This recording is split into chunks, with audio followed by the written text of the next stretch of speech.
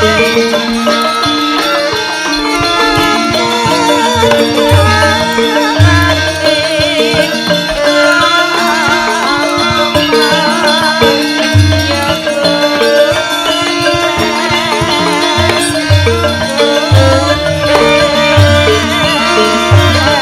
sembah kiring ulun kapur parisang amur bing ratu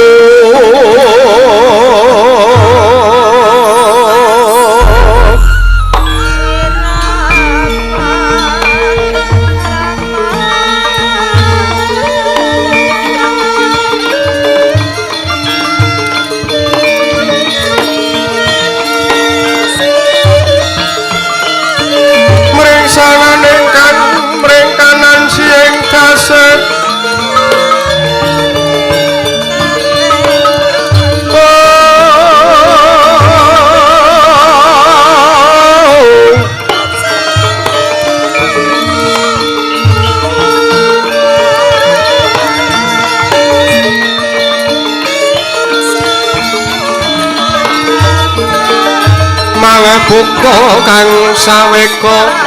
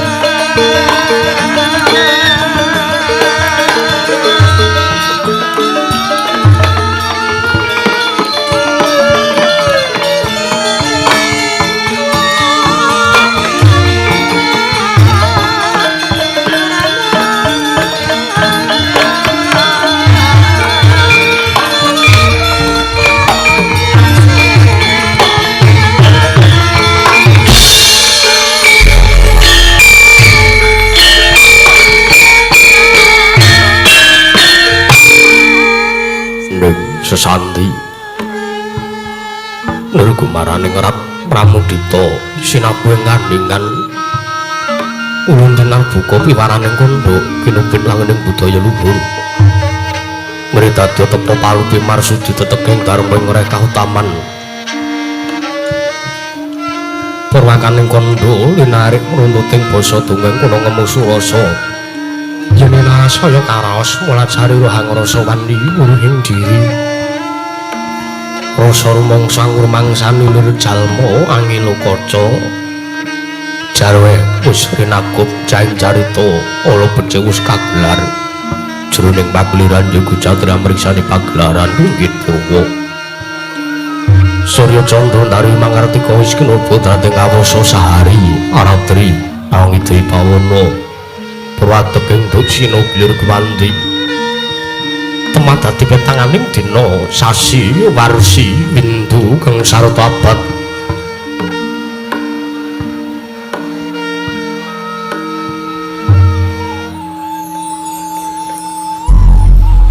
tetunggulan tangkar tumangkar toya sini rambun toya Jawa patring krempya dadi padhang ing kutu-kutu walang atuga burun wonom yang burun tuya dadi branan tanpa wicalan padang tramangan sinari sanggang Arnawi ingkang arsa mupawani jagat munggu jagat wetan tumunggup-munggup munggu ngalengan muga rabang pranganga lamun keksi ya dilat-dilato bumi saya tangu sumur sang jebang arko katon semeblak kanan kiri ning abang esmu jenar kapur bawan sinari sang iwang pasonto panungtu katon ijo royo-royo amangku gunung ingkang biru moyo-moyo punjung gunung kemelan kendanu kasinuring papan cono lenggat lenggut nganti kaya gunung Makuda Mega pantawis dangu soleh kawula tasih dene warsa angupaya buka karo Tegal sawahe anglur sinur tatono medhoti sinambi sesendonan sesindenan mikul karo lukune anggiring raja kayane sawane ana pirembagan Samara Wangi Sang Hyang Arka saya dangu saya inggil wis katon melo sinari jagat dunung ingkang kiblat papat lor kidul wetan mewah kulon sinari jagat kang samya rebut byodo rebut ijo rebut kukuwung prambil datan wonten ing ngamadane keguning raja negari Ndarawati ya negari Dwaraka ya negari Jenggala Manik ya negari Jenggala Pura apan jane karo pambukan kondo sareding mangke Karana garing Ndarawati dumati saking pulo bebanjaran sinasap pandaya benawi dinampi ombak samudra binang langut kang tanpa wagut pegating paninggal kapantok urip Cakrawala wane-wane cokring wisik samene kreping jurang corong kinepung gosirung Kenaryo sesopek silawet yang sarang burung wonten ugi pasisir andher sasana jembar kepekaning pasir gumalang garis pinggir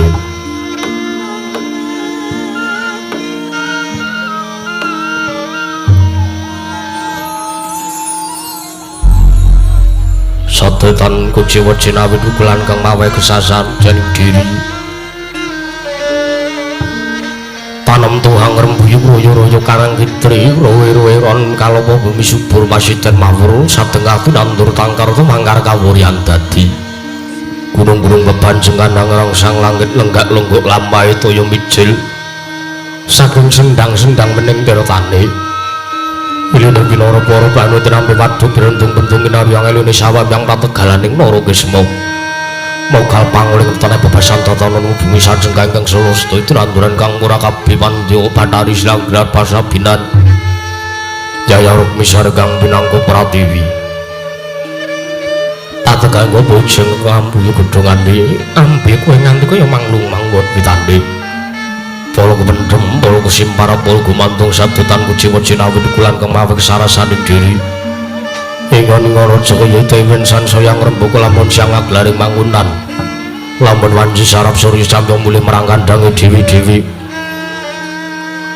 tatanara carane kandhang aku kinanjeng malang lapet tebi saking tindak Dursana Cuti samya sayek saeka kabya karo rusa bangsa tuwin negaring Jenggala Pura ana gungembanging gunung anggung renangsa mriya lestari run tumurun ratu merah sadaya dadi guru-gurukaning lingkungan langkung-langkung lamun tinariti sampun samya samet ing sanggeman sepen tebi saking tindak sansaya sinansaya winada wida anane momat sinamatan daya dinayan sawiji-wiji papan sating jejiban kang mujud temama wujud manunggaling cipta rasa karsa ambabar karya kenging binasaken negari Ndarawati nalika semana manjing marang jaman Kecana panjang munjung masih pawugra cinawi kemari pakar tata-tata raharja dasar guru kang gedhe bore padhang jagat dhuwur kuseta tata kuncarane turut kasisuring manca prajala silata wau ingkang ngasta pusarating bangsa negari Ndarawati wenang rudana capodosana maring sang nata dasa 10 nama wis mestani jejuluk sang nata Prabu Sri Bathara Kresna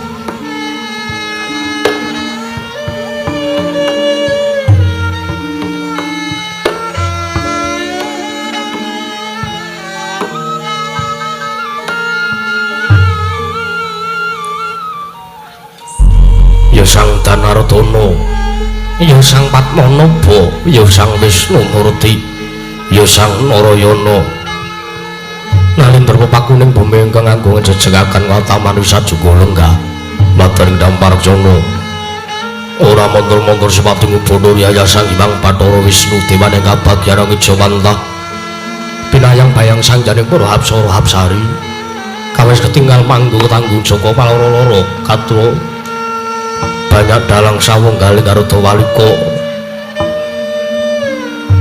kang dadi pratandha laksitaning dina keprajan negaring Ndarawati ya negaring Dwaraka para kawula sami gandeng pasisiran jejel riya rapet-pepet bibit para sasata tepan denggul datan persela prandene amam birawi puningkang rakana teng panduru sang Prabu Baladewa ya sang Kakrasana Waning Winta wasi Jaladara ya sang Prabu Balarama Sang Prabu Baladewa mengerahkan purbaipun senopati negari Ndorowati nenggih Sang Raden Harya Setyaki Raden Tambayuda Raden Yudana ya Wresni Wiraya Bima Kunding Senopati Ndorowati mengerahkan purbaipun Pati Wangka Praja negari Ndorowati anenggih ingkang pidhaleming Widara Kadang Rakyana Patih Udawa ya Rakyana Patih Kresnenggara maun lasitaning driya tidhem permanem tatanana bale walang alisik tatanana janmeng kang nyabawa para kawula samya jejel riyel rapet tebet bibit yayah katemeng samirana parandening mangke tatan wonten kegodhong ingkang obah samira tatan mambang kapiyar sumung swaraning Prabu Kepima Panglima Ranggana sigrung merwani pangandikan Dato tintrem madring kawonten lan kedhaton negaring Ndorowati duwi sang nata harsa medhar sabda pangandika Dato kumanggule wijining pangandika Sang Prabu Sri Bathara Kresna inggih dari kababaring lisan harsa ndang dhumateng rawuh punika ngraka nggih sang nata Prabu Baladewa tanggaping kadi risang nalendra agung arsa ngangsek Prawira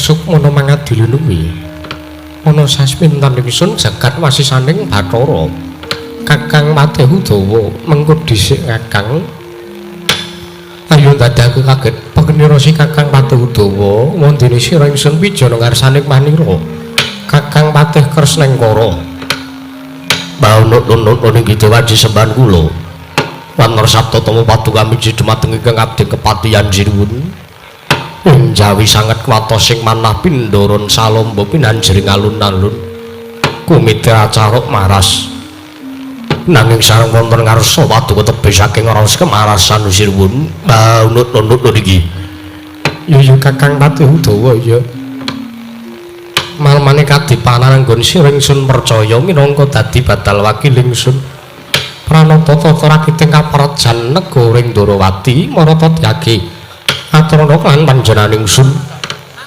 samendang aja nganti kang karempin Kakang Udawa menawi paduka ndang upatata rakiting kaprajan negaring Ndorowati tartentu kula mboten badhe suwala sinuwun tartentu sadutan badhe nguji wani para kawula samya sayuk seka kabeh karo luring rusa bangsa tuwin negari ing Dwaraka pendhaipun para prajurit ingkang boten kendhat anggenya tansah gegladen olah kredane kaperang sawanji-wanji praja paduka katempuh parang muga tartentu mboten badhe anggepuk kunca paduka Gusti kula sang nata sinuwun ing Ndorowati ingkang abdi kepatihan rembug kasawarna putung semangga kabandhemna sinuwun baunut-unut niki ya Kakang Patih Udawa gawe bumbung sartane gawe marem teka jangkep kang dadi aturira ora liwat pakanan kang utama wae tindakna selawase urip Kakang mrenging sampun paduka dawaken tartemtu ingkang abdi mboten badhe suwala nanging delengan sampunipun kepareng kula ngaturaken sembah sungkem mangabekti kula kunjul sinuwun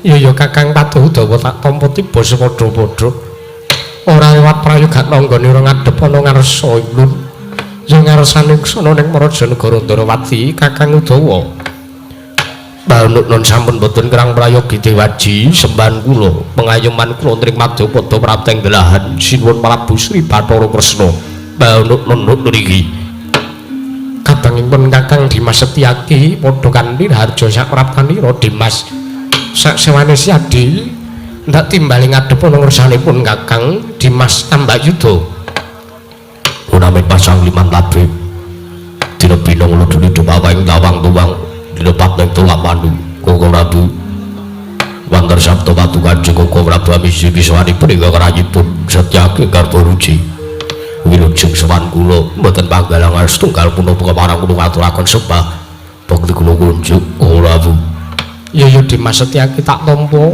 ora lewat pangestunipun Kakang Tampanana Dimas.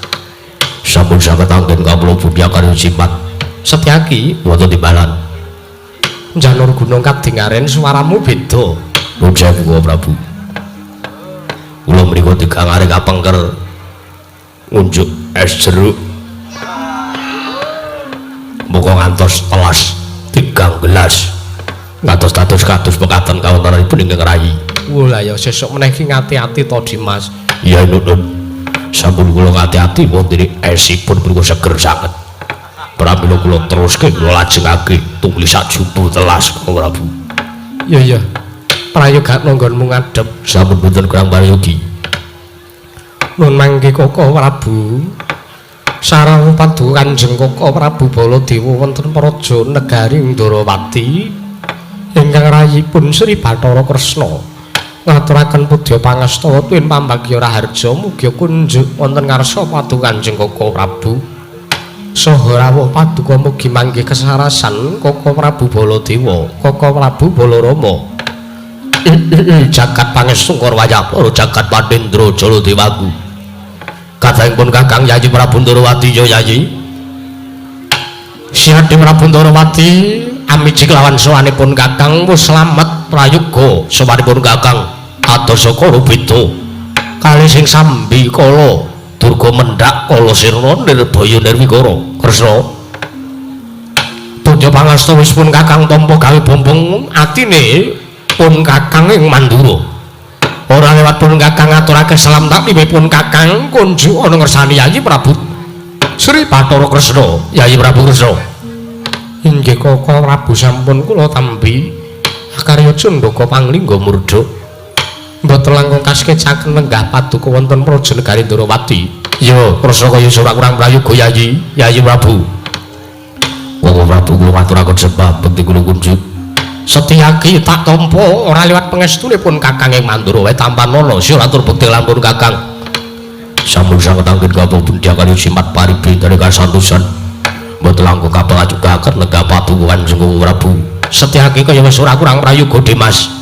Sinuwun kula ngaturaken sembah bekti kula kunjuk sinuwun. Kakang Udawa iki, sinuwun. Kakang Udawa wonten timbalan. Ora teges aku ngurangi pakurmatane Kakang Udawa minangka jejering mrangka praja Nayaka kuwi minangka patih nek praja Ndarawati. Kakang Udawa wakur matur kalawan kuwi keparengipun kados pundi sinuwun? Yen Yayi Prabu Ndarawati utawa Dimas Setyaki sing ngaturake sembah ngersane Prabu Baladewa tak tampa sartane tak paringi pangestu jernyatane kuwi minangka pratandha bektine mudha kelawan werda taruna kelawan kang luwih tuwa. Iya. Nanging segedhe pangapuramu yen to Kakang Udawa ngaturake sembah ana ngersane Baladewa sing gedhe pangapuramu Kakang Udawa. Sembahmu ora tak tampa. Waduh kula nuwun sewu sinuwun. Lajeng dosa lan lepat menapa ingkang sampun kula lambahi teka paduka. Kagungan sloga kados mekaten. Kakang Udawa wonten timbalan. Kakang Udawa ora duweni luput apa-apa, ya mung pernahe sartane luwih trepih. Coba ndaturi ngeling-eling. Kakang Udawa ndaturi supayane kowe ngeling-eling kelawan lakon sing wis kawuri nalikane aku isih mapan ning Widara Kandhang. Mesti wae aku kelawan Yayi Narayana nalika semana tansah digula wentah dening wong atuamu ya Bapa Sagopa. Sartane Kakang Udawa ingkang tansah angulati sak laku jandrane Kakrasana. Ora kendhat Kakang Udawa uga tansah ngemong kelawan Baladewa. Kuwi sing sepisan teges ora pantes sartane ora wangun yen to Baladewa nganti wani nampa sembahe Kakang Udawa sing gedhe labane tumrap Lata Mandura. Kuwi sing pisan pindhone Kakang Udawa kuwi luwih werda tinimbang Baladewa. Kakang Udawa kuwi luwih tuwa tinimbang Kakrasana.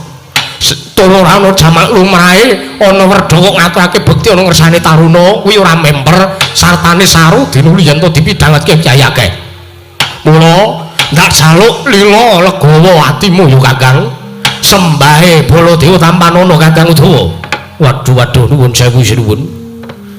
walat menapa ingkang badhe tumiba dumawa wonten ngersanipun ingkang abdi kepatihan teka padung ngaturaken sembah bekti kula kunjuk Kakang boten timbalan tampanan iki lahir batin lahir terus ing batin saka atine Baladewa ora tak tutup-tutupi iki rasa bektine Baladewa kersane Kakang Udawa waduh inggih sinuwun inggih matur sembah nuwun kula tampi dawah sami-sami wala ora ngira babar pisan aku ning omah iki diwaneni bojo tekan kene entuk sembahe nalindra matur sembah nuwun sanget sinuwun ya Kakang Udawa tiba sepadha-padha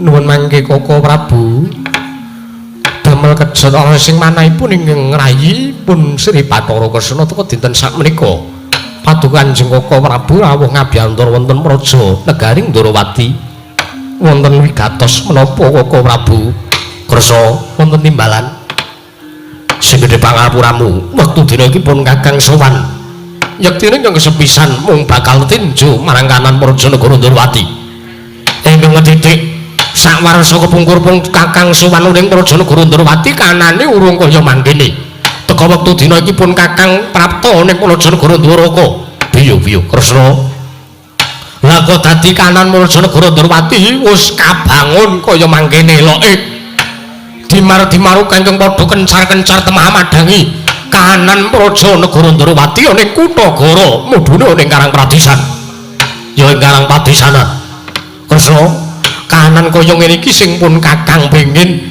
kanan kaya ngene iki sing tansah takjab supayane pun Kakang iso tansah mbangun kanan praja negara Mandura satemah para kawula iso mukti ngawibawa Nyakrawati mbau Dendra senajan to ingkang padha mapan ing Karang Pradisan Kresna kanan kaya ngene iki aku bombong kanan kaya ngene iki aku mongkok merga ning atase si Adi ya Yayi Prabu Kresna madheng nalindra ing praja negara Ndarawati kuwi negara Ndarawati ku nuwun sewu luwih cilik kukupane tinimbang negara Mandura nanging wondene kuncarane kok bisa ngluwihi marang kanan praja negara Mandura biyo Kresna pun Kakang marem sartane pun Kakang bombong sartane seneng kalanapa kang wis kelakon mbok tindake sartane sira si Adi wis kelakon ngayomi ngersane para kawula tasih inggih Koko Prabu sedaya perkawis menika tartentu menawi mboten dipun paring sabiyantu kelawan donganipun para sepuh mewah golong gilikipun sangya para kawula tartentu mboten badhe kelampahan iya Kresna nanging Kresna dudu perkara iki sing pun Kakang bakal aturake ana kersane si Adi merga ana perkara ingkang luwih wigati lan perkara iki dadi legetan sartane geganjengan manahe pun Kakang ing Mandura sartane aku kudu ngaturake perkara iki ana kersane Yayi Prabu Ndarawati perkawis menapa Koko Prabu monggo kula aturi maring dawuh menawi kepareng tumunten ngawedhara ingkang kathah nanging menawi wadi tumraping para kadang senulawi kula dherekaken manjing catur netra wonten salebeting kedaton kelan ingkang rayi pun Bathara Kresna Koko Prabu Kresna wonten timbalan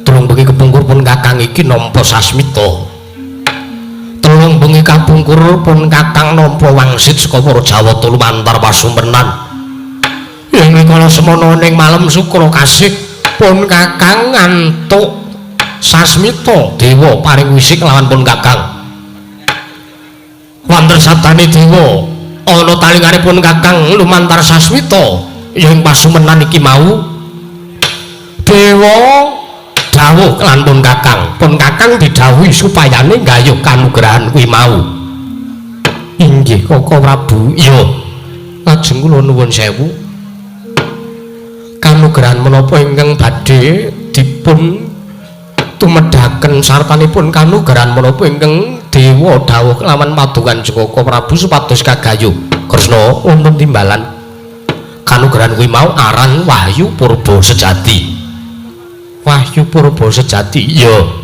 Wahyu Purba Sejati dudu Wahyu Purba Carita dudu Kresna inggih Koko Prabu Wahyu Purba Sejati nalika semana dewa paning dawuh kelawan aku supayane Baladewa utamane turas negara Mandura supayane nggayuh wujuding Wahyu Purba Sejati wondene ana ngendi papane nggone kudu nggayuh wujuding Wahyu Purba Sejati kuwi papane ana ing Astana Gadamadana Inggih Koko Prabu, kedah dipun gayuh mapan wonten ing Astana Gadamadana. Ya Kresna pancen iya.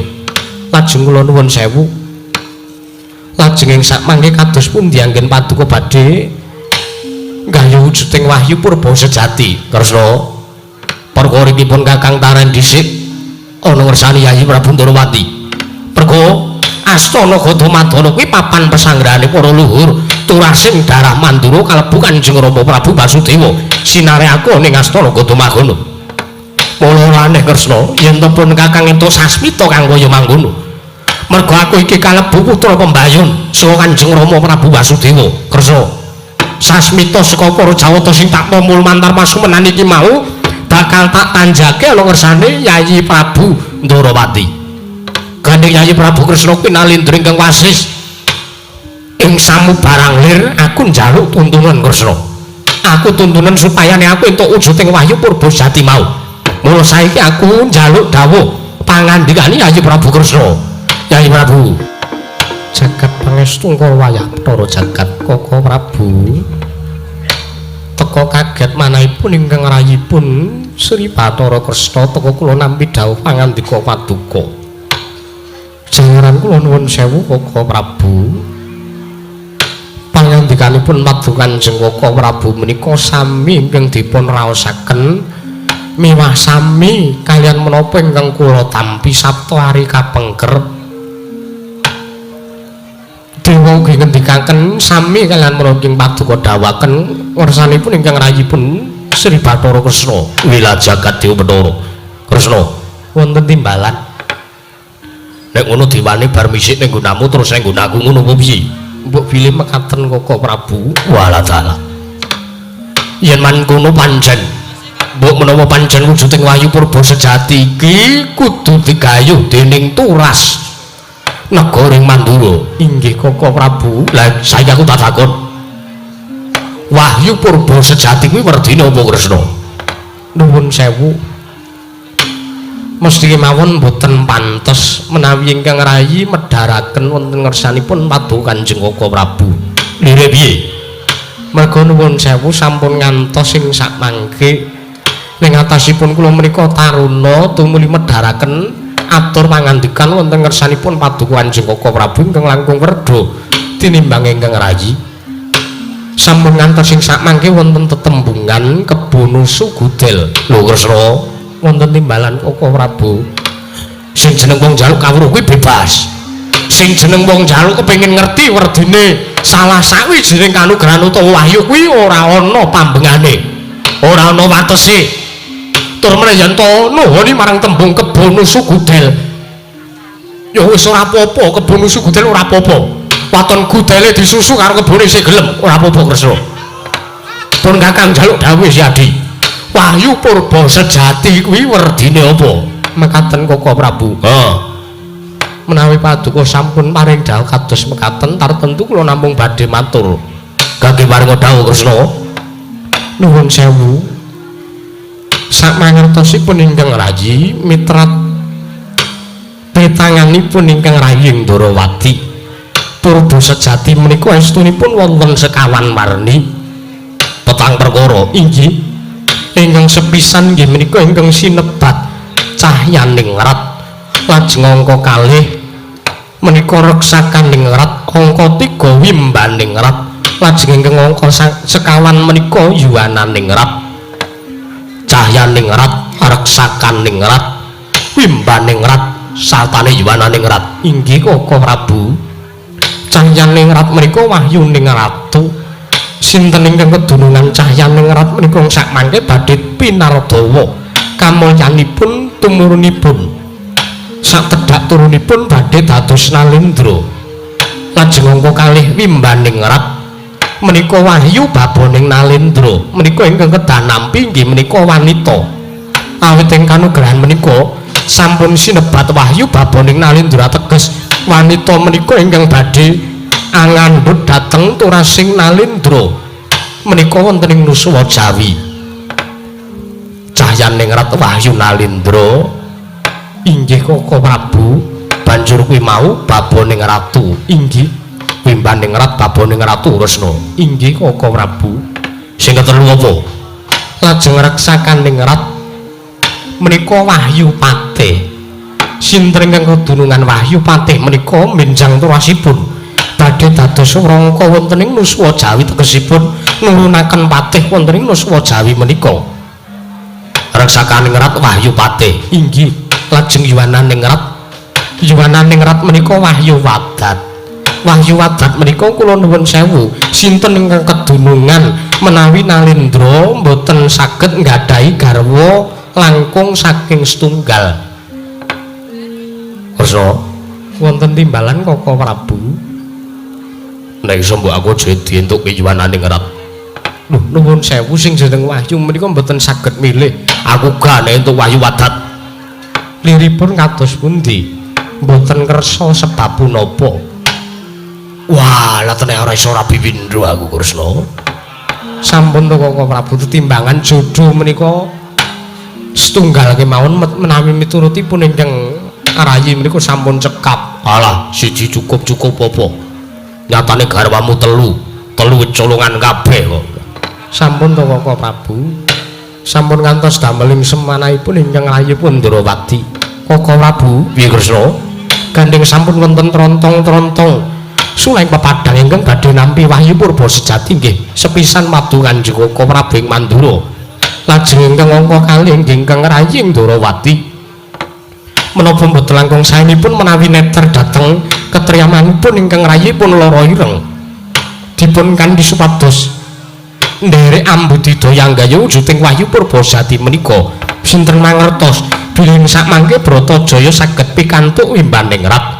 Ateges menawi kula lan Koko Prabu mangke merucut kadurungan wahyuning ratu nanging Wara Sembadra saged pikantuk baboning Nalendra. Ateges bakal pinardawa kamulyanipun turas negari Mandura. Koko Prabu Baladewa jagat dewa Bathara jagat Pangestu Kresna wonten nimbalan kengadawuh. Monggo dawuh si Adi kudu kepiye wae pun Kakang mung kari manut. Ingkang baku ingkang kudu nggayu iki ora aku jaba mung kudu turasing Mandura. Jriyatane miturut sasmitane dhewe ingkang wis pun Kakang Tampa.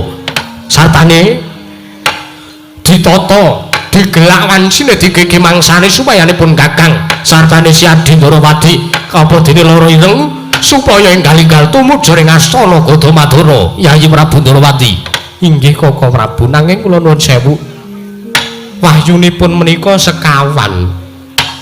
Mongko ingkang sampun kapilih anggenipun badhe nggayuh wujuding wahyu menika nembe tiyang tiga. Sepisan ingkang rayi angka kalih Koko Prabu, lajeng ingkang angka tiga pun Yayi Wara Sembadra inggih lara ireng. Lho banjur siji sapa Kresna? Ingkang setunggal menika kula nuwun sewu lho Koko Prabu, menawi paduka sarujuk menawi paduka mathuk. Ya. Wonten mriki menika ugi wonten ugi lenggah atmajanipun Kanjeng Rama Prabu Basudewa. Inggih menika pun Kakang Udawa inggih Kakang Kresnengkara. Mboten sinuwun, mboten ngapa lho Kakang. Nuwun sewu. Mengkerek kula malah mung entuk wahyu napa niku wau sing angka 4 niku wau yuwananing ratu utawa Wahyu Wadat. Lah niku malah mengke mbebayani. Wong kula niku wong lanang gengsi. Kanca kula niku ngirit bojone paling mboten niku sekawan. Monggo kula nembe setunggal. Napa malah isin mengke nek kula nampi? Apa ora prayogane neter kan ketrimaning uripmu dhisik Kakang? Sampun matur nuwun. Kula mboten kedungan wahyu, mboten patheken sinuwun. Nggih lah pancen wong ngeyel. Kakang Udawa, pripun sinuwun? Apa lupute yen Kakang Udawa nyoba luwih dhisik mapan ning astana Gadamadana? Pun gak mboten napa-napa. Mboten sanggaya wahyu malah kula mapan wonten Praja Negari Ndrawati pun ayem tata titi tentrem manahipun ingkang abdi kepatihan. Ya wis Kakang Udawa nek ora gelem ya wis ora usah muring-muring. Lho sinten sing muring-muring niku? Kula mboten muring-muring kok malah sampean kados ngaten niku. Koko Prabu, piye Kresna? Prayoganipun dipun tanting dumateng ingkang rayi pun lara ireng. Ya, perkara iki ngenteni mangsa ingkang prayoga Yayi Prabu Ndrawati.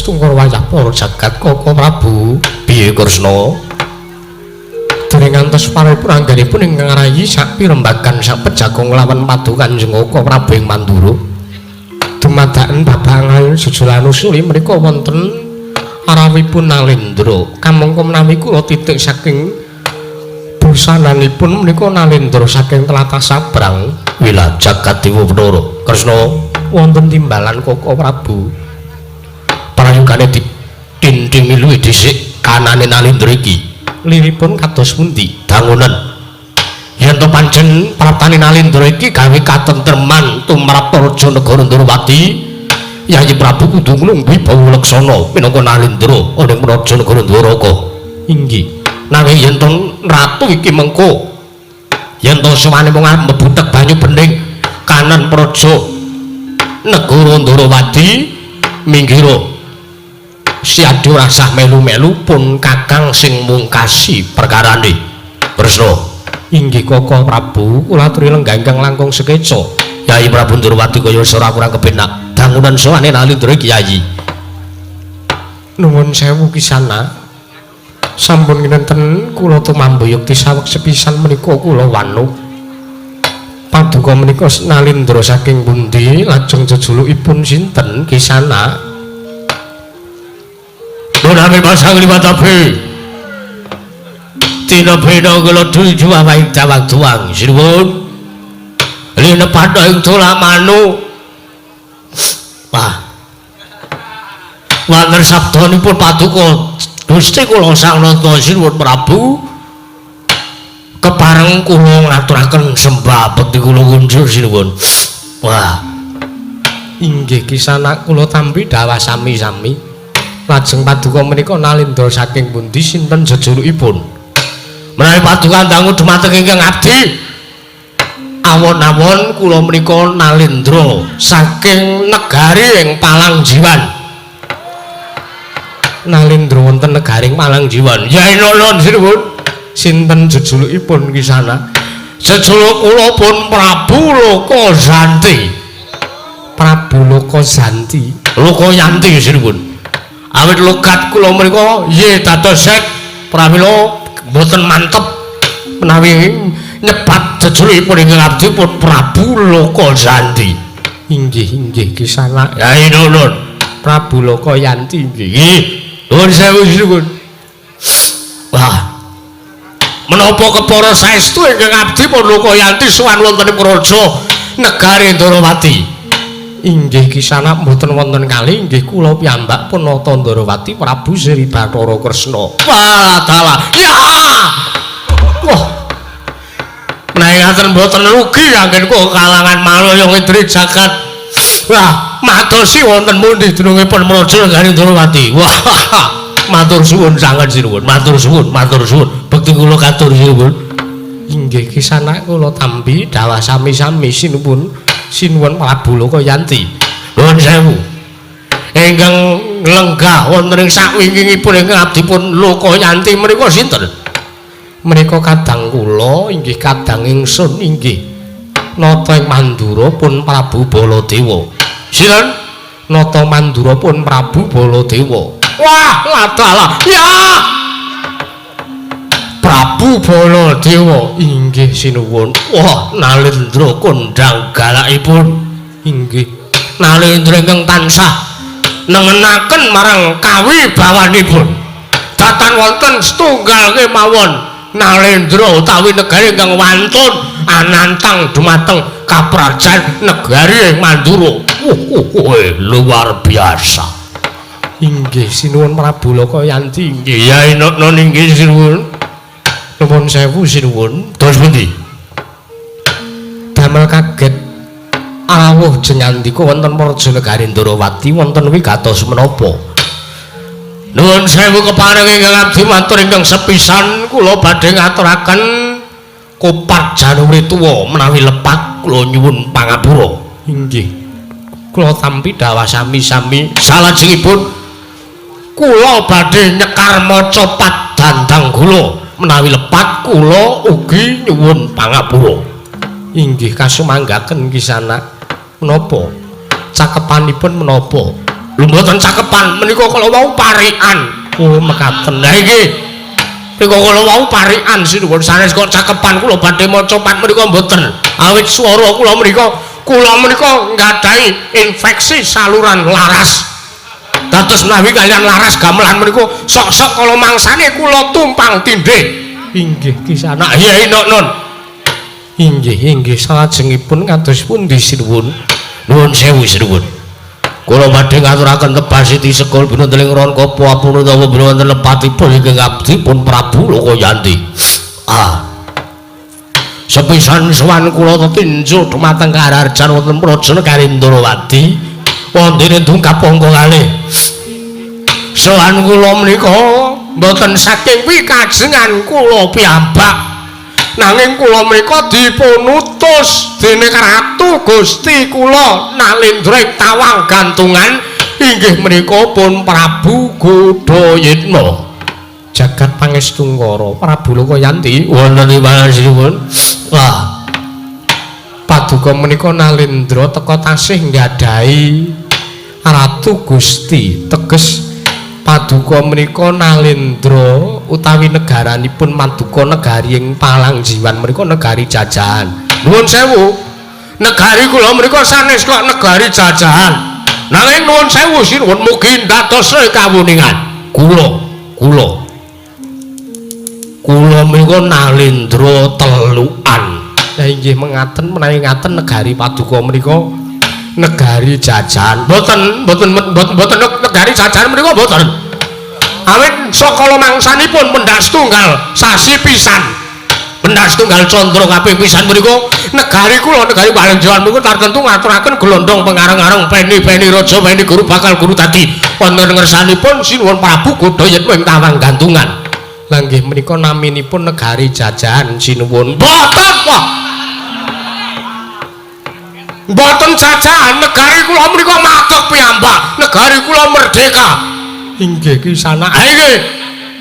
Kula menika aturi mas paosaken. Kula menika Nalendra telukan. Inggih sinuwun inggih.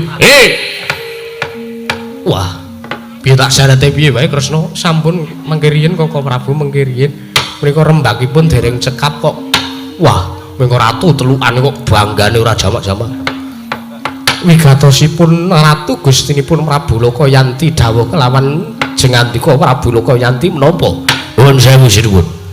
Estunipun ingkang abdi sowan wonten mriki menika kula mboten mangertosi perkawis wigatosipun menapa sinuwun Prabu Godayitma dawuh kaliyan kula.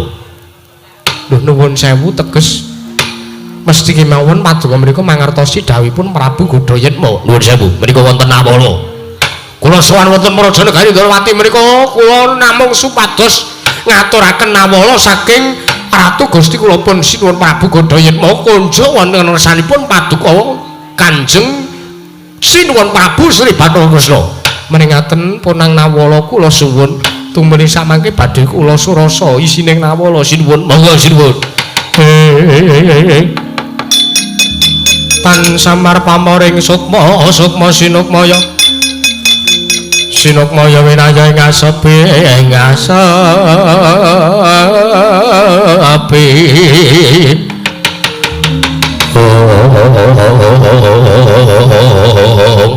sinurasa isining nawala nanging wis wonten gagat tenggalih nata ing Ndrawati Sang Prabu Sri Bathara Kresna surasaning nawala den waos urut sawiji moko sawiji ngantos telas dumugi tulising nawala ingkang pungkasan tumuli maos tanda tangan tapasta saking nata ing lawang gantungan Sang Prabu Godayitma gagat tenggalih nata ing Ndrawati tumuli katon rengu penggalih cipta rengganing Sang Prabu Baladewa Kresna ing apa Kresna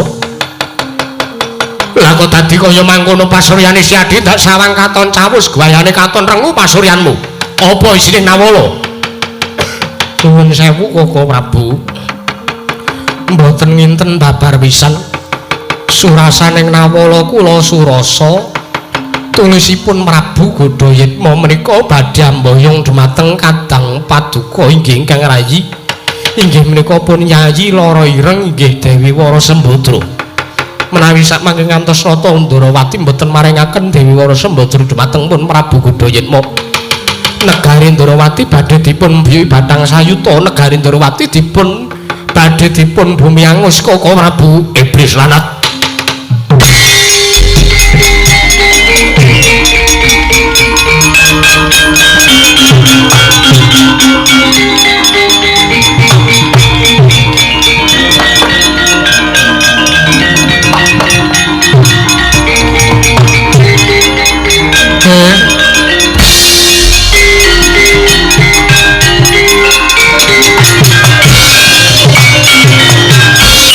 Panus maring jajalanan sekertaning baune Iblis Lanat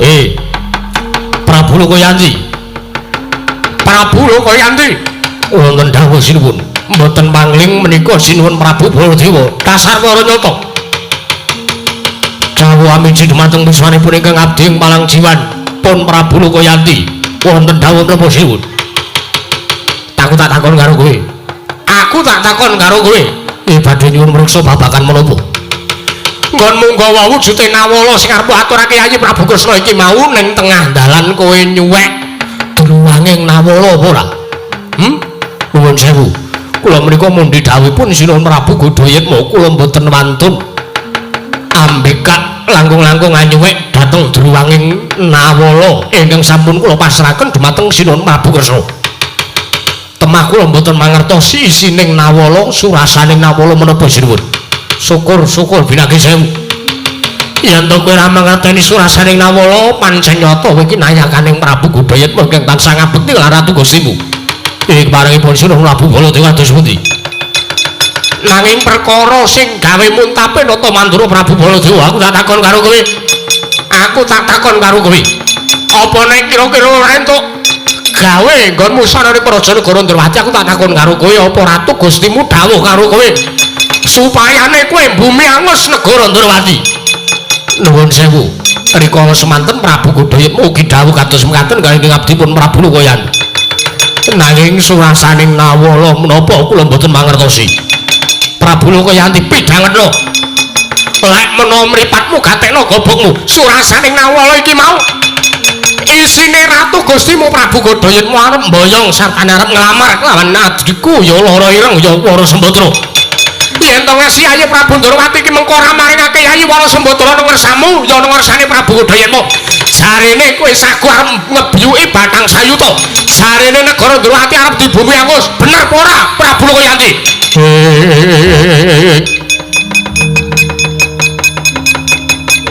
ngajeng Siti Gong Siti Tanaya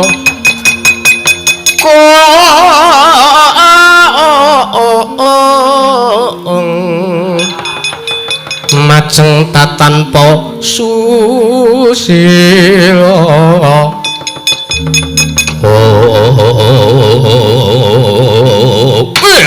Jagadya nuwun sewu sinuwun pancen bener kaya mangkono sing tak jangka sinuwun Sinuwun Prabu Baladewa. Yektine pancen nggonku lumaku ning Prajanegara Ndrawati iki mau aku wis diparingi mangerti kelawan ratu Gustiku wis dimangerteni. Sartane sira Prabu Godayatma wis dawuh kelawan Nalendra Malangjiwan Prabu Lokayati. Kalamunta surasaning nawala isine Prabu Godayatma bakal mboyong sartane nglamar kelawan Dewa Rasembadra. Aku uga sing wis saguh yen to Prabu Kresna ora maringake Dewa Rasembadra. Negara Ndrawati bakal tak bumiangun sinuwun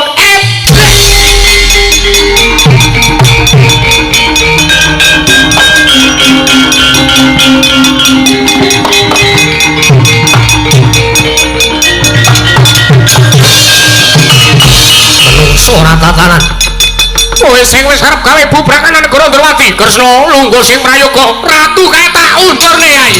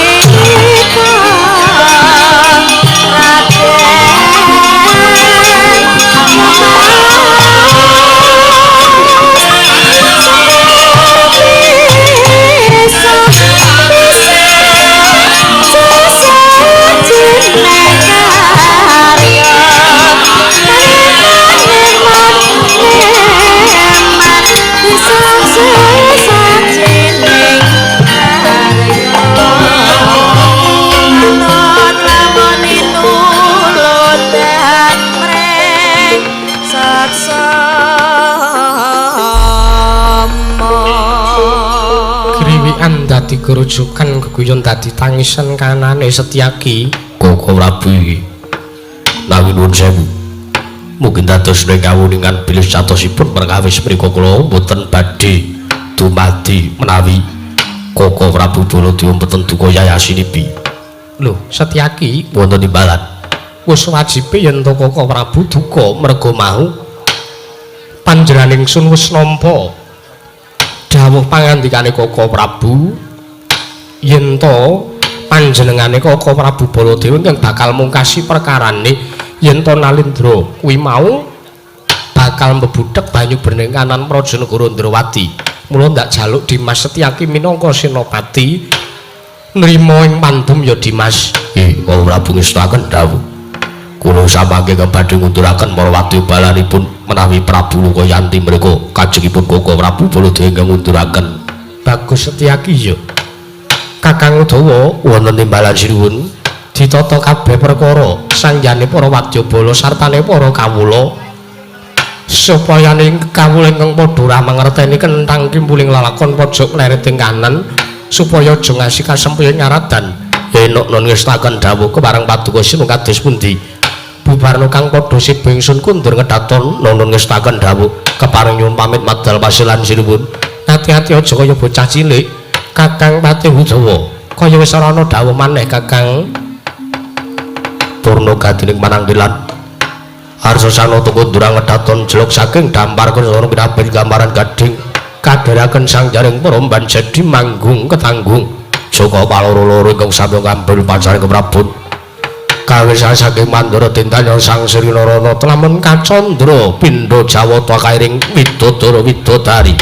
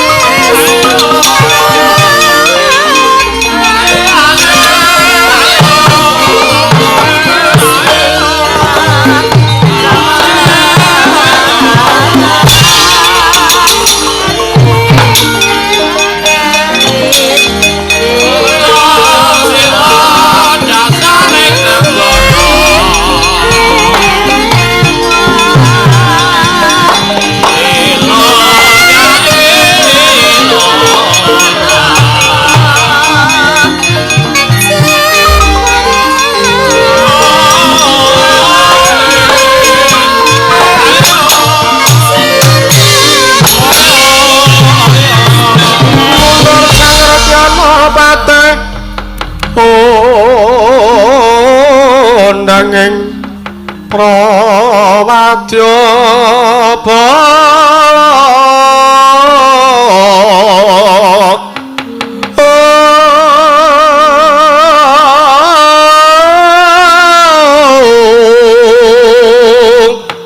Posor tambur myang suling pepandhen talutak mewah bandera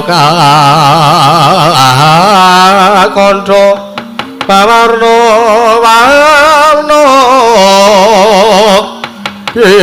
Indo Jaladhyana Sri Kawuryan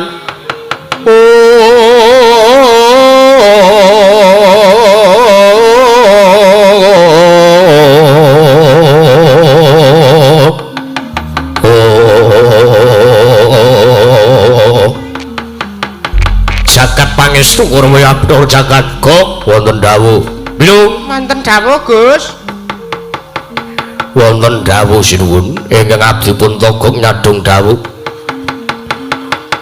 paduka mandhap saking Datulaya Praja Negari Durawati nungsang puyang numbuk bentus enten napa kepareng kula nyadong madong dawuh nyadong dawuh nungsung mamarta werti timbanganipun sinuwun Prabu Lokayanti ing Palangjiwan kok wonten dawuh lho nun ora kajen kewirangan kok kewirangan kados pundi sinuwun nggonku mungkane Datulaya Praja Negara Durawati nalika semana aku coblaka yen aku ngaturke nawala saka ratu Gustiku ya sinuwun Prabu Kodayatma nggih salajengipun dumadakan disurasa dening Nata Durawati lah kok kadange tuwa sing jeneng Prabu Baladewa ora trima kok tumuli nglarak aku raiku didugang nganti tiba ning saka Datulaya Praja Negara Durawati kok wonten dawuh lho nun perkara iki sing marake aku ora trima tantrimane sinuwun Prabu Lokayanti Prabu Baladewa karo tak pethuke arep tak kalahke arep tak coba kaya ngopo adidayane kok kagatri sang kapirang ore nangka kinempet kempet dosang retnaning bawana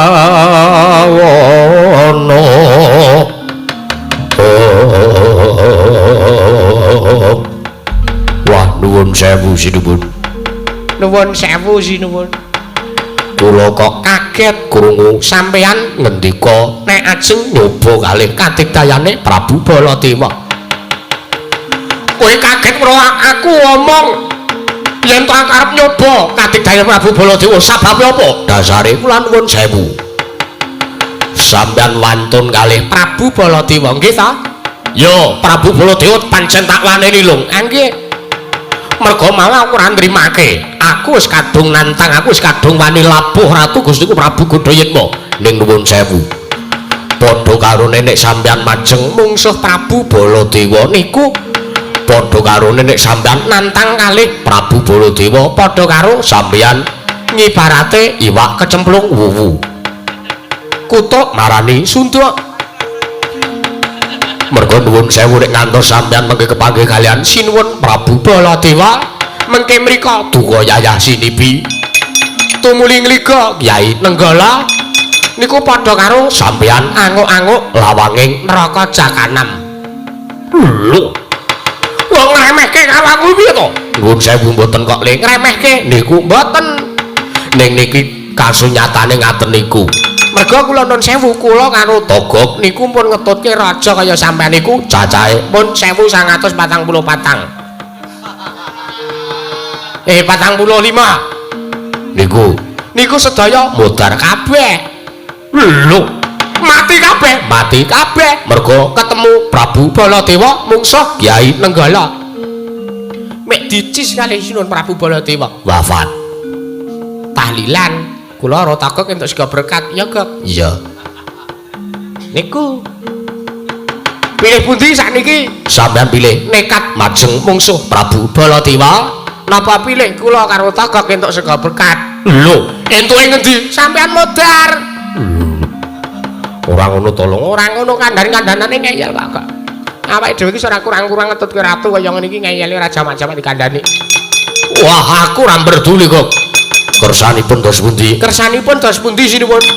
Prabu Baladewa tak pethuki. Kok Nun. ngirit wadyabala segelar papan negara Ndrawati dibiyuhi Batang Sayuta. Wis Ngeyel ora kena kandhani. Angel kandan-kandanane Gok. toke bae. Dinut wae nek wis kaya ngono kuwi ra iso tinggone dhuwure. Ja.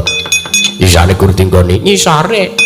Nggih pun. Nek sekirane Sampeyan ajeng pantun kalih Prabu Baladewa, kula mung kantun nderek ning mengke nek kirane jenengan kesempyoke ngaradan HP-ne mang tinggal mriki. lho Argo apa? Nggo ngubungi ambulan. Kan ambulan ge ngopo lho? Gotong batange sampeyan. lho aja kaya ngono to lah. Ya. Kok wonten dawuh Kering lampit brungkat timpul gajak lar sika barung. Wadyabala saka negara Panangjiwan kebyuke ngrubut negara Ndrawati kok. nggih ngestaken dawuh nyuwun pamit nyulung mangkat. Mangkat.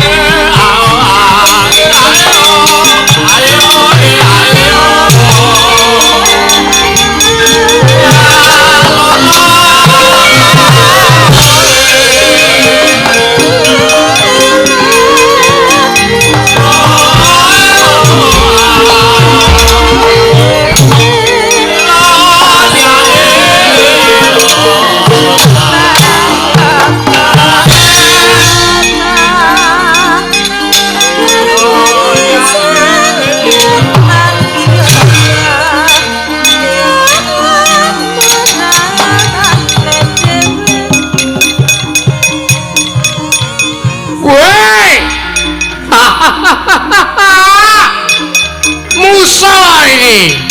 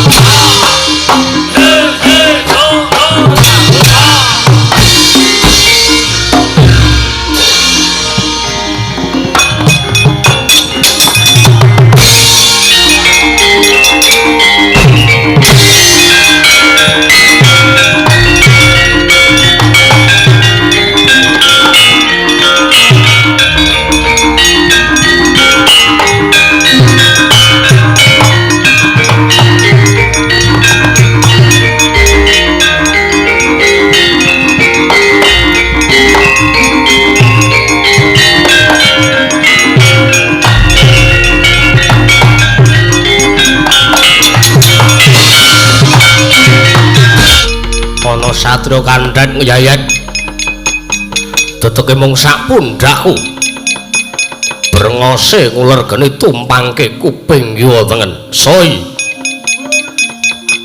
takon karo aku Sinopati Ndrawati Raden Harya Setyaki. Wah menungso ora tatanan siki sing jenenge Setyaki dasar Purwoto balik takon karo kowe sapa keseting Prabu Lokayanti Wadyabaling Palangjiwan. Ya aku Tumenggung Prawara Kendra. Tumenggung Prawara Kendra. Ya pancen ya. Teko gampang timen jenengmu. Mbuh aku lali. Sak kecekel istri iki. Ngirit wadyabala segelar sepapan tumuju nyang negara Ndrawati. Kono bali ora? Ora bali yen to.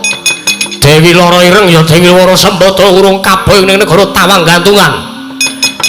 Dewi Wara Sembadra kelakon tobayang waton wis gumlundung sirahe Setyaki. Jaja muntap lair kinentap tuka yayasini biyen sinapet mring sagedheng murub dadi dahana.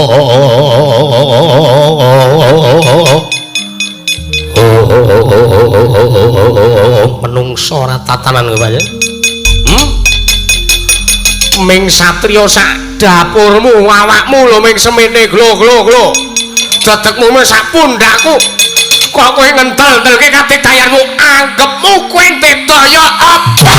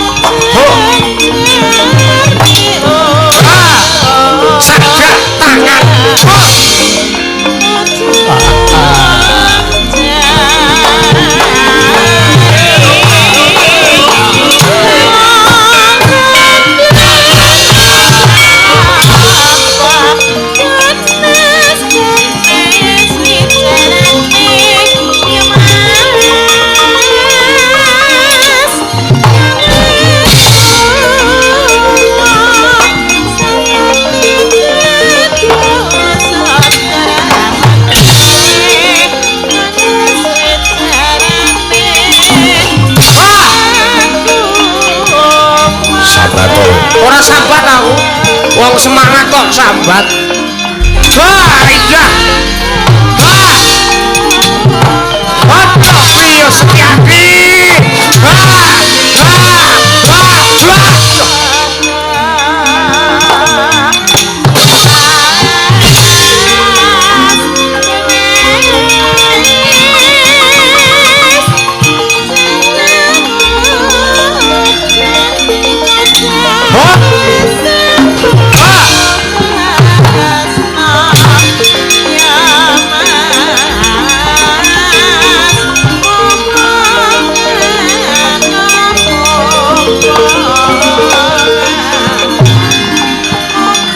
Del-delke kridamu barang.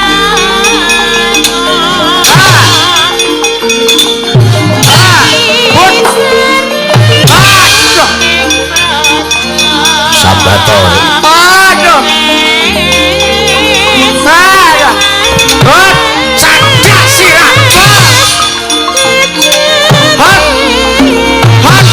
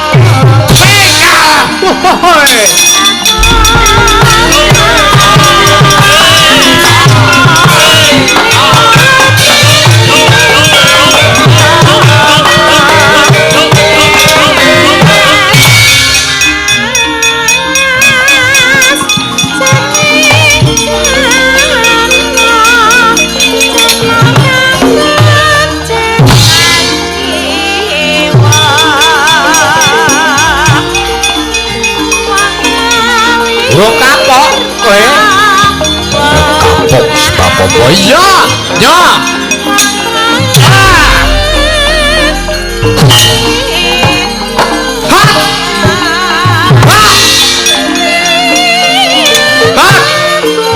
Mati aku. Aduh. Hei, hei, hei. Hot. Hot. Oh.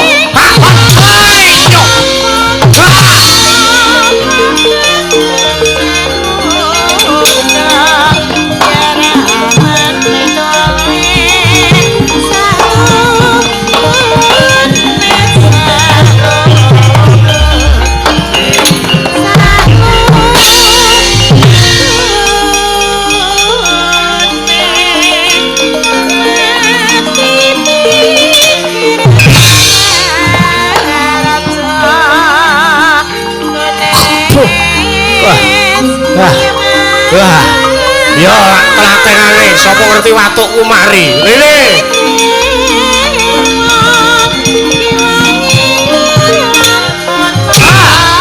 Oh, ndase kok ora apa-apa.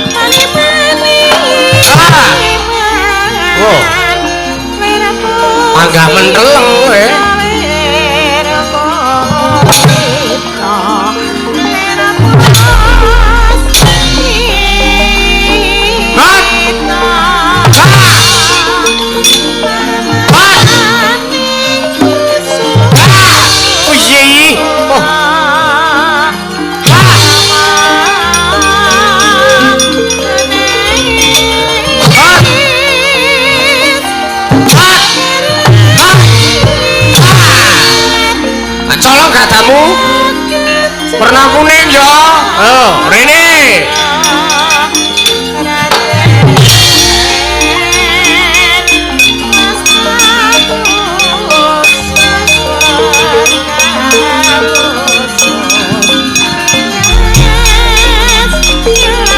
Tuduhan peking.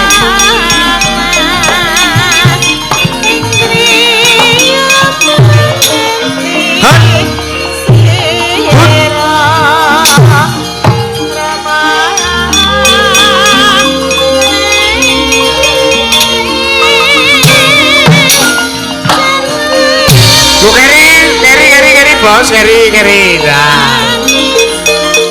Nah, balik nih.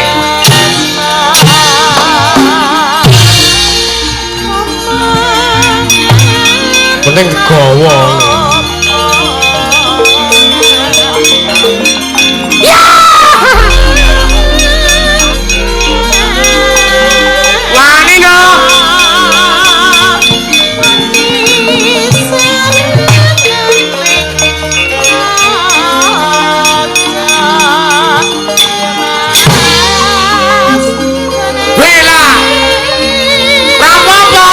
Rapopo. Pak.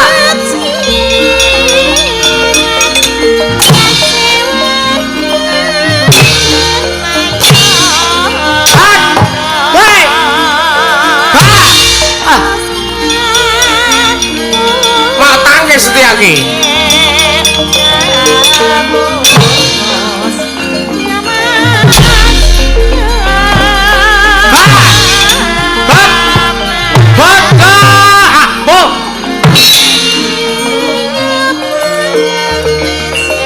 Yang gagah to wani ye.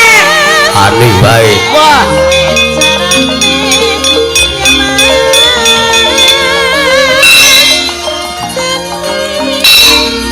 Rapopo. Pene urung. Oh ya. Kodar. Ra kenek kok kelontek.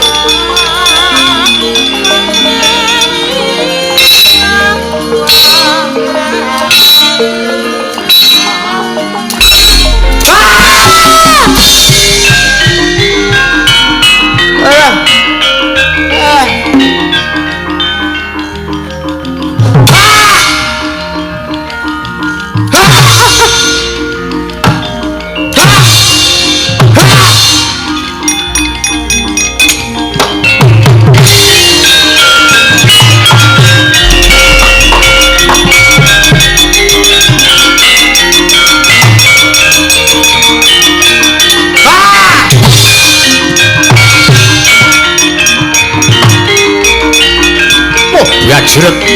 Kancaku kok kalah iki piye? Hei, iki tandinge.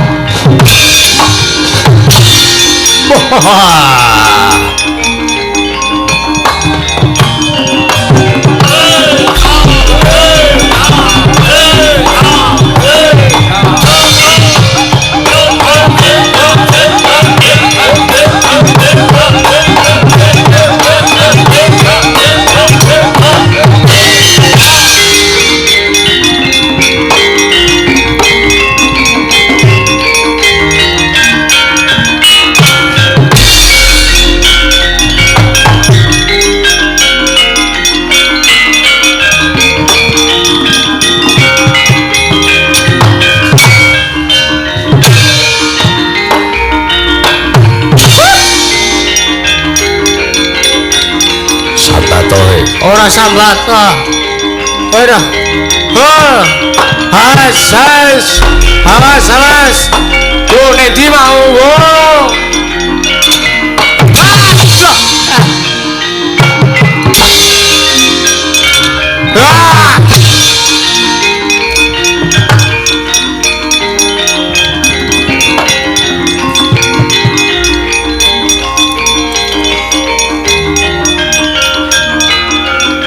Selamat bayan bodoh.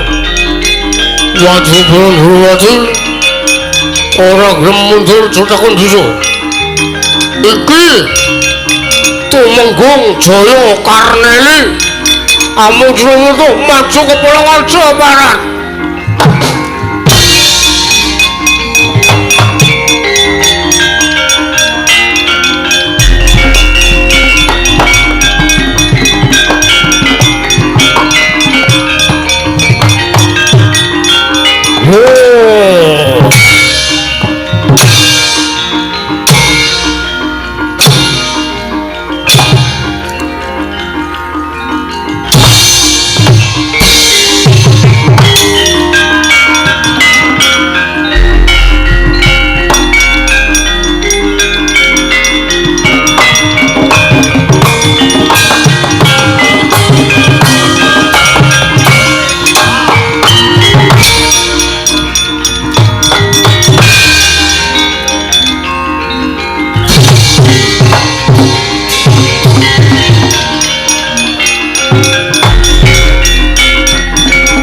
Iblis lanat. Hei, iki tandinge.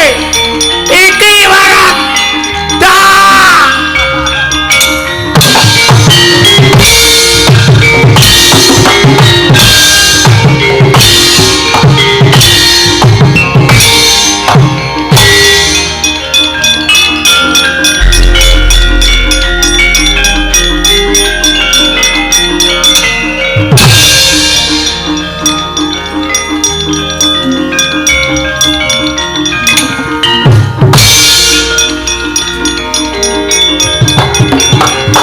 Piye iki kok diantem pisan semaput.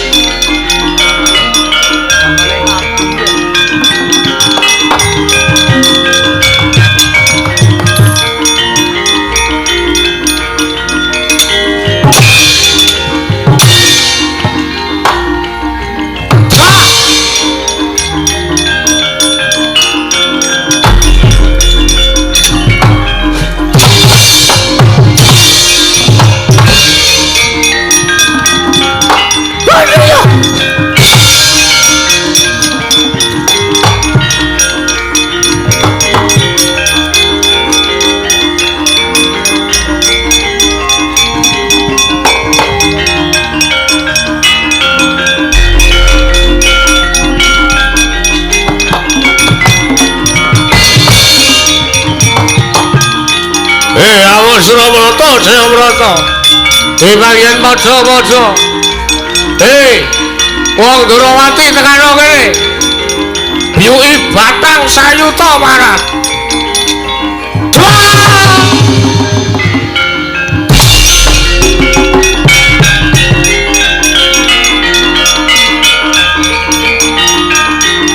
Wah.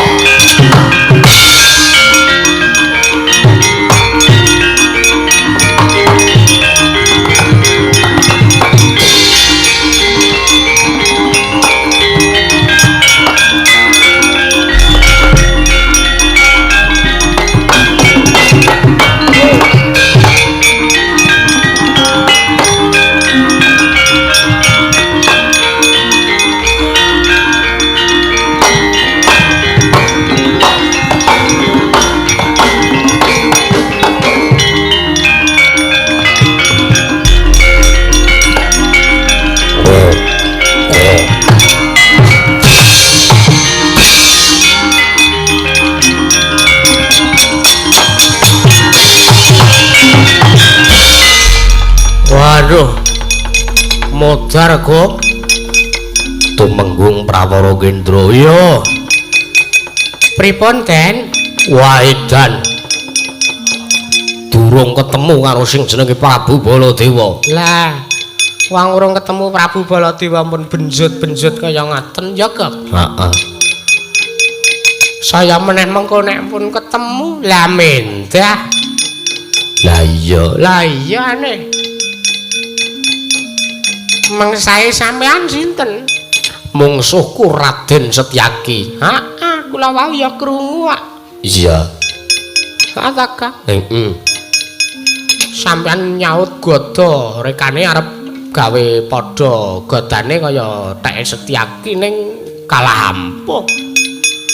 Godane sampeyan gegeden Tek Setyaki ming sak mene ampuh. Rekane arep ngimbangi kadigdayan Setyaki lung. Nggih. Ning mboten saged. Setyaki niku paling ora mungsuhe nek ora sempal pundhake ya boyoke dowak-dowak. Ning sampean aman kok merga sampean pun sangu donga saking kula. Ayo, matur nuwun Bilung. Nggih. Sami-sami mboten kula dekenge enten sampean pun modar. Mudar-mudar. Aku bendaramu to mudar-mudarke. Lah kajenge terus ajeng diarani napa? Endi ya liyane iki ya kok do pating gelasah kabeh. Waduh kok niki sinten niki? Wah, aku ki Nalindra Andanis Nun Prabu Gudayatma. Kok aku malah didhawuhi maju perang kok malah kaya ngene kanane awakku. Mungsuhe sampean sinten? Setyaki, Lung. Wah, Setyaki wis gur padha. Pun mang mundur mrika mawon. Wah. Menungso ratatan Setyaki kok ngantem aku seru banget ya. Kirangan kula mboten dong kok yen. Waduh.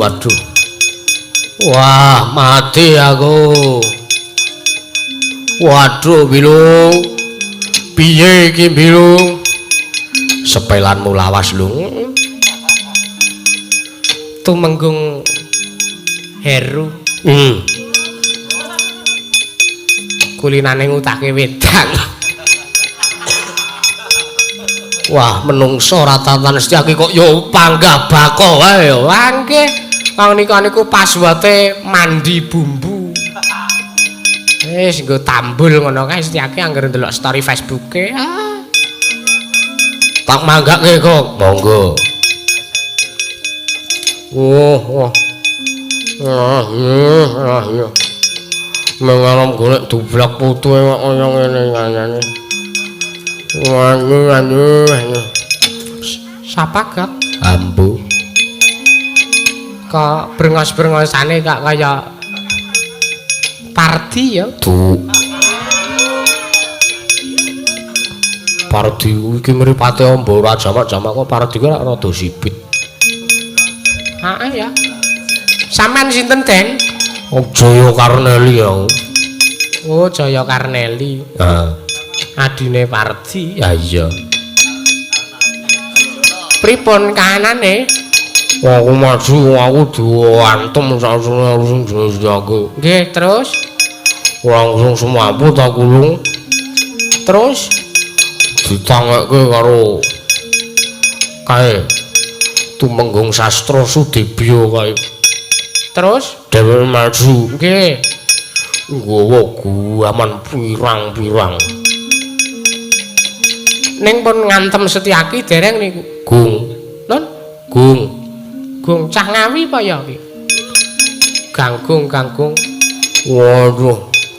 Awakku sakaru-karuan kok ngene kanane kon maju perang. Wah, saya ndodro laraku. Ora enak sing monggo mulya Lung. Wah, aduh keparat iblis lanat. Lung, Nang, piye kaya ngene kanane iki? lampuh. Kok, Nun. Wah, menungso ora tatanan. Kowe ngerti apa ora? Mboten. Ya wis kok aku padha. Setyaki kok ampuh ram. Ampuh ngalahi pil. Iki kaya iki mau sing gawa gaman pirang-pirang. Ha iya.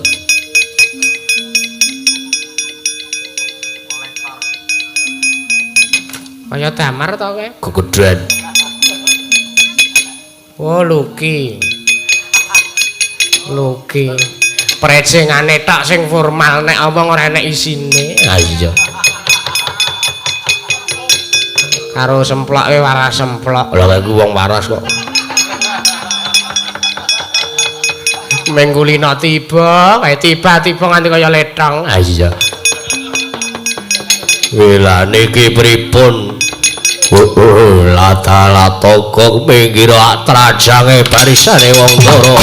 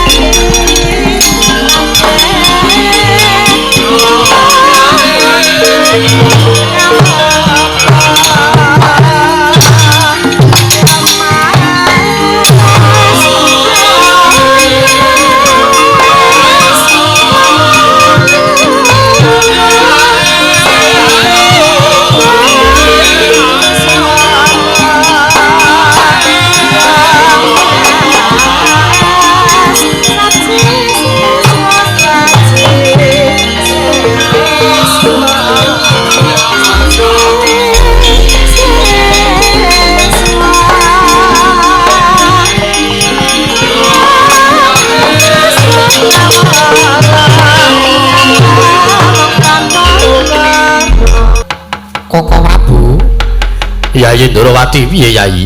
Lara ireng ana dawuh mapa Kakang Prabu? Dinten samangke kados sampun katingal tentrem kawontenan wonten Raja Negari Ndrawati. Lah iya. Pekasan kabeh para wadyabala saka negara Palangjiwan padha nungsang piyang numbuk bentus udel bingung. Merga saka nggone si Adi nglepasake senjata cakra. Inggih Kakang Prabu. Ya. Lajeng sakmangke gandeng sedaya kawontenan sampun katon tentrem. Menapa mboten langkung prayogi menawi sumawi monggo kula aturi ndherekaken ingkang rayi. Saktiga-tiganipun tumuju ing astana Gatamadana. Ing sakmangke badhe gayuh wujuding wahyu purba sejati. Ingkang badhe tumedhak wonten ing pasanggrehan utawi pasareanipun para leluhur turas negari Mandura. Prayogane ngono Kresna. Digege wancine, digelak mangsane tinggal-enggal tumuju ing astana Gatamadana. Selak kawanguran dening kawula akeh, merga mesti wae wujuding wahyu purba sejati iki akeh ingkang kepengin ngayonake. Inggih Kakang Prabu inggih, lara ireng ana dawuh mapa Kakang Prabu? Piye yen to si Adi mengko gayuh wahyu baboning ratu? Aku mung kari manut bakune kabeh kuwi ndadekake prayogane Kakang Prabu Ndrawati sak kawula negara Ndrawati. Apa dene Kakang Prabu Baladewa? Iya ya Sembadra iya. Iya Kakang. Ngaten monggo Prabu. Ngentosi wekdal minjang menapa malih dinten sakmenika kedah dipun gelak lampahipun tumuju ing astana Gatamadana. Ya Yayi Ndrawati, lara ireng ayo tak dherake Yayi.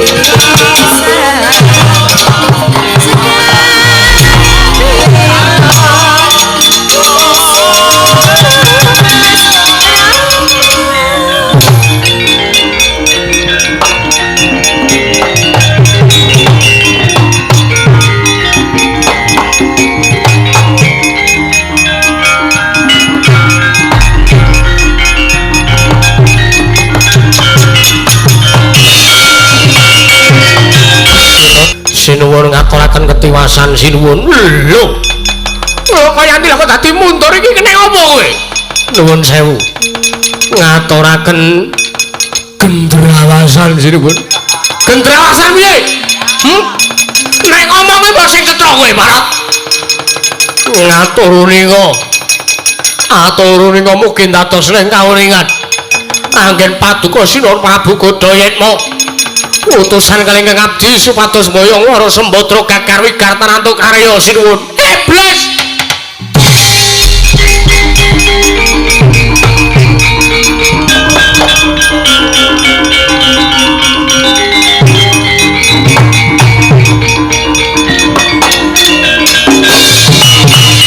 Menungso ratatanan. Kowe tau utus supayane mboyong karo Sembadra ning nyatane kasile mek gombal. Bah. Menungso ratatanan. Loko Yanti ku tak percaya dadi nayakaing praja supayane kowe iki sabiyantu nglawan ratu Gustimu. Nyatanipun samangke sagya Purwadya Bala saking negaring Tawang Gantungan sami kesempil ngaradan sinuwun. Wah, menungso ratatanan. Aku utusan menungso kaya diapur ora enek gunane. Hei, Sembadra. Kowe tak culik, Pak.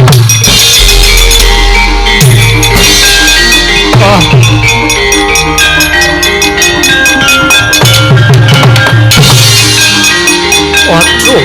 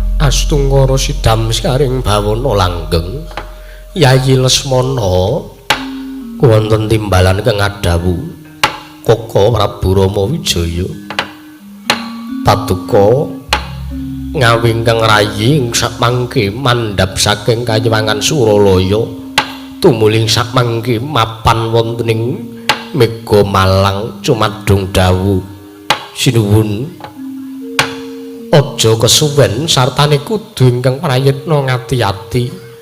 Jernyatane wis cetha sartane wis tetela nggonipun Kakang lan Siadi ya panjenenganing sun sakabehe wis kadhawuhan supayane manuksma sartane manjalma wujuding kanugrahan kang aran Wahyu Purba sejati. Inggih. Kepalangipun sakmangke kados pundi? Yayi Lesmana wonten timbalan sinuwun. Yen to pancen titah mengko ingkang nggayuh kelawan awake dhewe ya wujud Wahyu Purba sejati kudu tansah ditindhingi luwih dhisik sartane disawang. Kira-kira titah kuwi pantes apa ora yen to nggayuh wujuding Wahyu Purba sejati.